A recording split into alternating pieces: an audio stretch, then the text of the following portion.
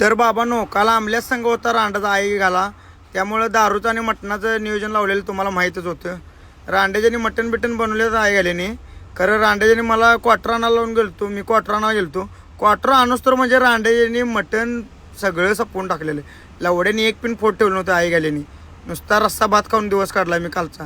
रांड्यांच्या संगतीनं कधी जेवायला बसायचं नाही आणि या लवड्यासने कधी जेवायला पण बोलावलं नाही. त्या आंबल्याबद्दल 2 शब्द कमेंटमध्ये झाल्याच पाहिजेत. सकाळी गाडी लावली मस्तपैकी भरायला, पावसाचं वातावरण झालं. असल्या पावसातच एजनं आमच्या गाडी भर लावली. हे एजे बघा आमचं शिवशक्तीचं मॅनेजर. सकाळ सकाळी येऊन साहेब खुर्चीवर निवांत बसून टेकून आम्हाला सांगायला आलेत, व्यवस्थित करून घ्या रे, माल भिजला ना पाहिजे.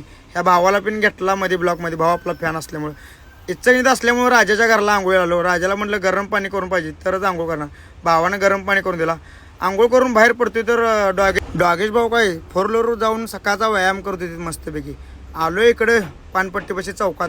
शिव्याच्या नावावर मावा घेतला. शिव्याला म्हटलं तुझ्या नावावर लवड्या मावा घेतो. मस्तपैकी मावा घेतला. शिव्याला म्हटलं चल लवड्या फिरून येऊया म्हटलं. गावात जाऊन इच्छागंजी जाऊन मस्तपैकी शिव्यान मी फिरायला गेलो. मस्तपैकी फिरलो. गाडी तीन भरून झालती. टप्पाल तीन मिळालं तर टप्पाल तीन घेतला. आता म्हटलं निघायचं. मग काय आलो ते हेरल्याच्या पंपात आल्यानंतर ना आपल्याला डॉगेश भाऊचं पोरगं गाठ पडलं. डॉगेश भाऊच्या पोरग्याला बिस्किट तीन टाकलं. त्याचं नाव होतं टॉमी. टॉमी पण खुश झाला.